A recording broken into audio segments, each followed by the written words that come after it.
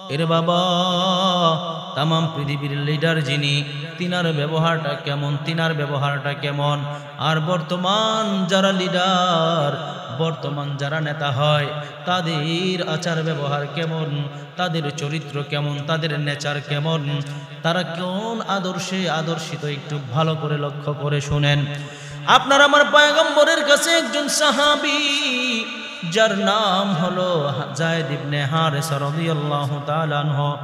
যায়েদ ইবনে হারেসা তিনি তার বাড়ি থেকে হারায়া গিয়েছেন। হারানোর কারণে তিনি মক্কা মদিনায় চলে আসলেন। মদিনায় চলে আসলেন। এখানে আসার পর তিনি আপনার আমার পয়গম্বরের ঘরের মধ্যে খাদেমদার হয়ে গেল। আপনার আমার পয়গম্বরের ঘরের মধ্যে খাদেমদার হয়ে গেছে।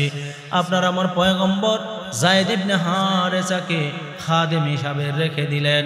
আপনার আমার পয়গম্বরের ঘরের মধ্যে যায়েদ ইবনে হারেসা হাঁটা চলা করে, চলাফেরা করে, নবীর খেদমত করে, নবীর সমস্ত কাজ কর্মগুলা একটু গুছায় দেয়, আগায়া দেয়।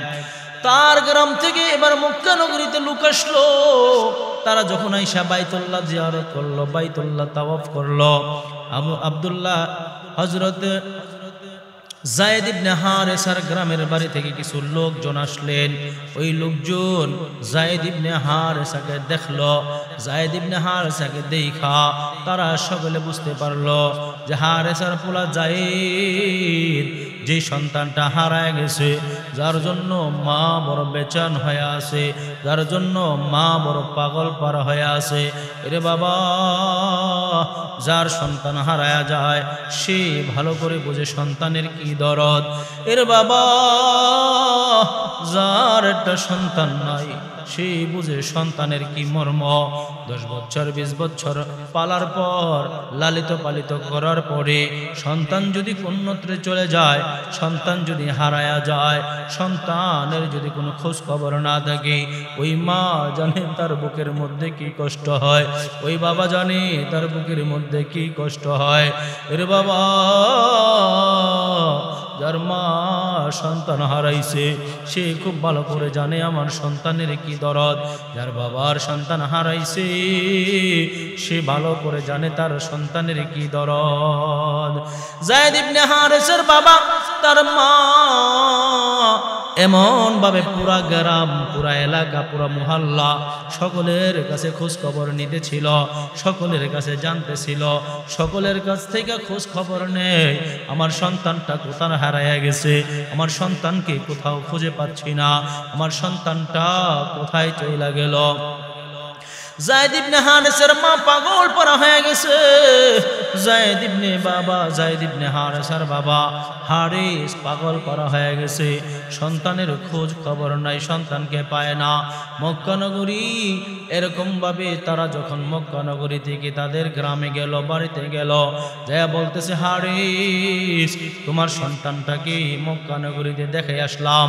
আব্দুল্লাহর বেটা মুহাম্মদুর রাসূলুল্লাহ সাল্লাল্লাহু আলাইহি ওয়াসাল্লামের ঘরে গোলাম হিসাবে রেখে দিয়েছে।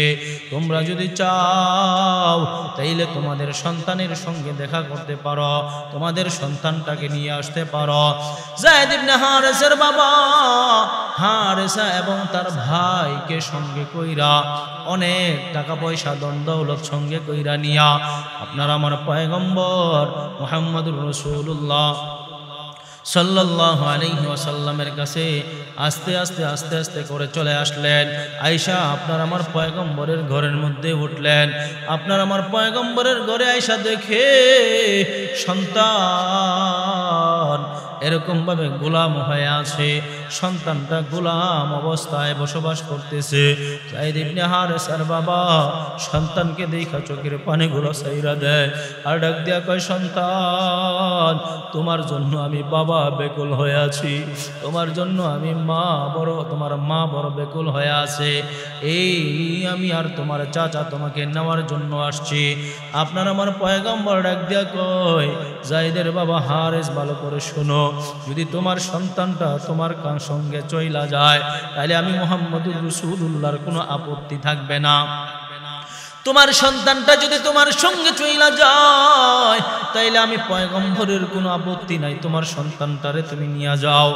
আর যদি তোমার সন্তান আমার এখান থেকে যাইতে না চায় তাইলে আমি তোমার সঙ্গে তোমার সন্তানকে দিতে চাই না।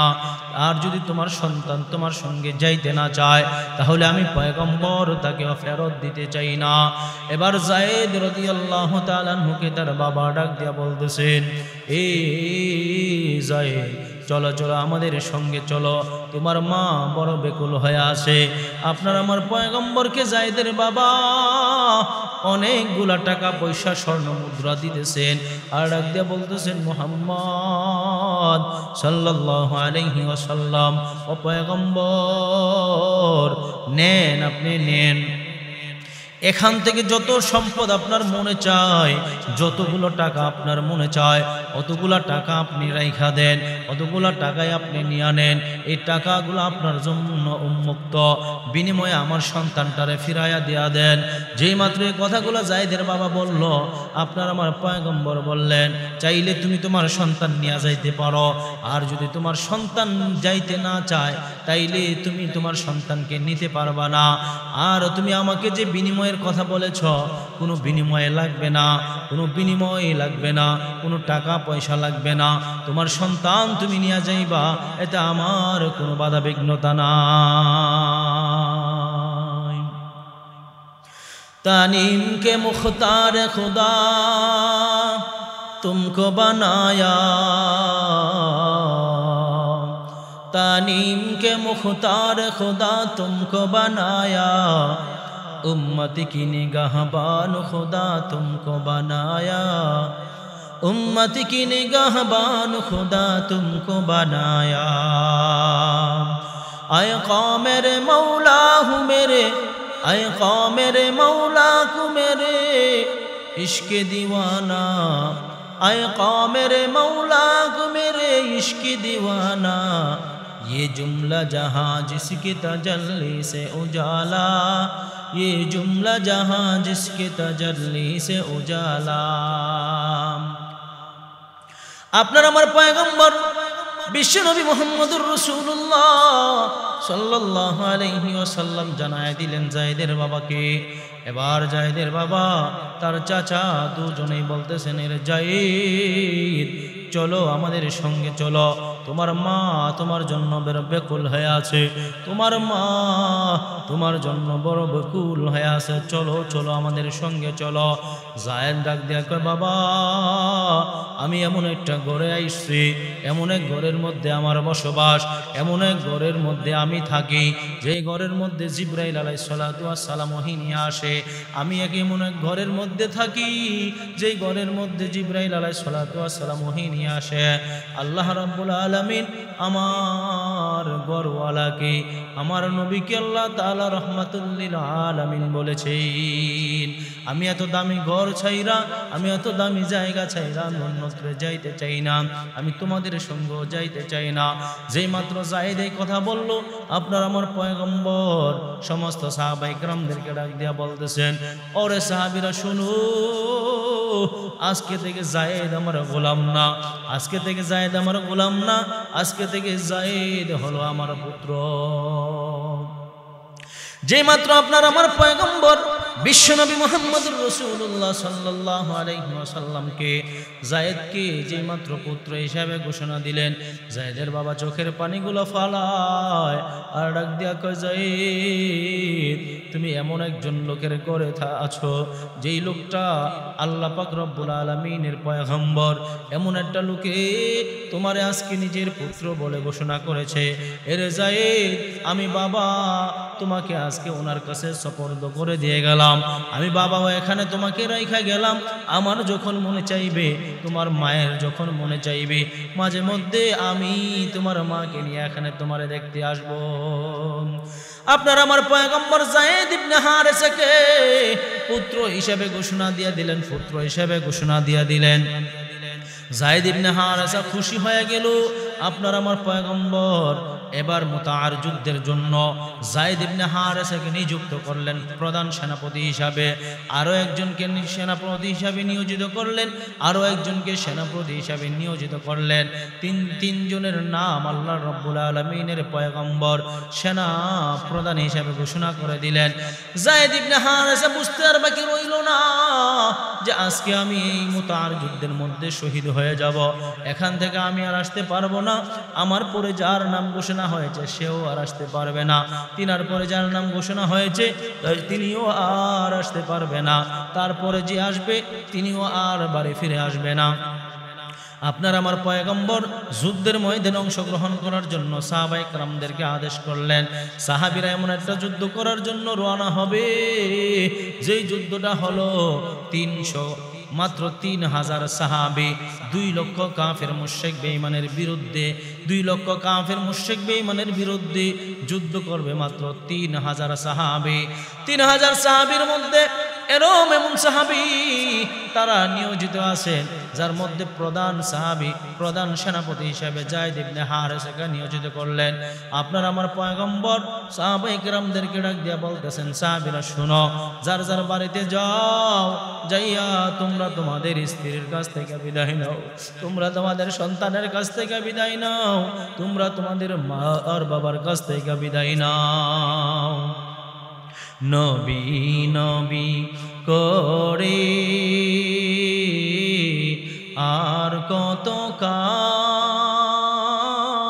আমি কাঁদব, নবী নবী করে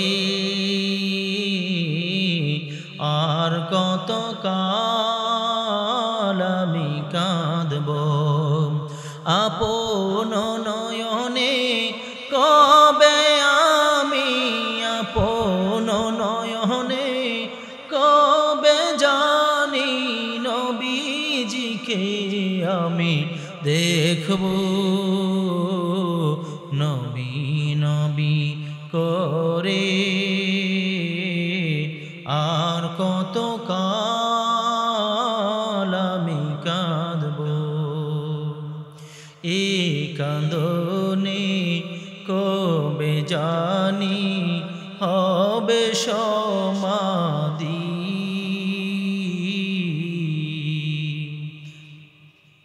আপনার আমার পয়গম্বর বিশ্বনবী যে মাত্র ঘোষণা করে দিলেন, সাহাবায়ে কেরাম যার যার মতো করে সবাই সবার বাড়ির দিকে রওনা করলেন। আপনার আমার পয়গম্বর যখন সমস্ত সাহাবীদেরকে বললেন, সমস্ত সাহাবীরা যার যার মতো করে যার যার বাড়ির দিকে রওনা করলো।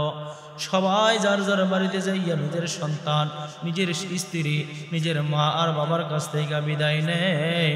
আপনার আমার পয়গম্বর ডাক দিয়া কয়, যায়েদ তুমিও যাও, তুমি তোমার মায়ের কাছ থেকে বিদায় নিয়ে আসো, তুমি তোমার বাবার কাছ থেকে বিদায় নিয়ে আসো, তুমি তোমার স্ত্রী সন্তানের কাছ থেকে বিদায় নিয়ে আসো। আপনার আমার পয়গম্বর যেই মাত্র ঘোষণা করলেন, হযরত যায়েদ রাদিয়াল্লাহু তাআলা চোখের পানিগুলো ফালাইয়া আপনার আমার পয়গম্বরের নিকটে দৌড়ায় চলে আসছে। আয়েশা বলতেছেন, ইয়া রাসূলুল্লাহ, ইয়া হাবিবাল্লাহ, পয়গম্বর আমার বয়স যখন 9 থেকে 10 হয় তখন আমি হারিয়ে গিয়েছি, আপনার বাড়িতে চলে আসছি। পয়গম্বর তখন থেকে আমি আপনাকে বাবা ডাকতাম, তখন থেকে আমি মা আম্মাজান খাদিজাতুল কুবরা রাদিয়াল্লাহু তাআলা আনহাকে মা বলে সম্বোধন করতাম। আম্মাজান খাদিজা তিনিও আমাকে সন্তান হিসেবে সম্বোধন করত। ও পয়গম্বর, দুনিয়ার জমিনে আমার মা নাই, আমার বাবা নাই, যিনি আমাকে মা, যারে আমি মা ডাকতাম, যিনি আমাকে সন্তানের মতো স্নেহ করত, ভালোবাসত, তিনিও দুনিয়ার জমিনে নাই। ও পয়গম্বর, আপনাকে আমি বাবা বলে সম্বোধন করি। আজকে আমিও আপনার কাছ থেকে বিদায় নিতে চাই। আপনারে ছাড়া তো আমার কোনো বাবা নাই, আমি আপনারে বাবা বাবা বলে ডাকছি। আপনি আমার সন্তানের মর্যাদা দিয়েছেন, আপনি আমার সন্তান যেইভাবে লালন পালন করে সেইভাবে করেছেন। আপনার ঘরে আইসা আমি কোনোদিন কোনো কষ্ট পাই নাই, কোনো দুঃখ পাই নাই। পয়গম্বর, আজকে আমি দুনিয়ার জমিন থেকে চলে যাইতেছি, যুদ্ধের ময়দানে অংশগ্রহণ করতে যাই, আপনি আমাকে বিদায় দেন, কাল কিয়ামতের দিন হাসরের মাঠে আপনার সঙ্গে দেখা হবে। আরে মুসলমান, ভালো করে লক্ষ্য করে শুনো, নবীর আদর্শ কেমন ছিল, নবীর আদর্শটা কেমন ছিল, আপনার আমার পয়গম্বরের আদর্শ কেমন ছিল, আপনার আমার পয়গম্বর কেমন বাবা ছিলেন, আপনার আমার পয়গম্বর কেমন লিডার ছিল, একটু ভালো করে শুনো। নিজের সন্তানকে, নিজের পালক পুত্রকে তিনি যুদ্ধের ময়দানে অংশগ্রহণ করার জন্য পাঠাইয়া দিলেন। সন্তান বাবার কাছ থেকে বিদায় নেয়, আপনার আমার পয়গম্বর যায়েদ ইবনে হারেসাকে দোয়া করে দিলেন। এই হলো নেতা, এই হলো আদর্শবান নেতা। নেতা কাকে বলে? এই জন্য আল্লাহ তাআলা বলেছেন, ওয়ামা আরসালনাকা ইল্লা রাহমাতাল লিল আলামিন, নবী আমি আপনাকে রহমত স্বরূপ দুনিয়াতে পাঠাইছি। তিনি হলেন দুনিয়ার জন্য রহমত, তিনি হলেন দুনিয়ার জন্য বরকত। আল্লাহ পাক রব্বুল আলামিন নবীর আদর্শ আদর্শিত হওয়ার তৌফিক দান করুন।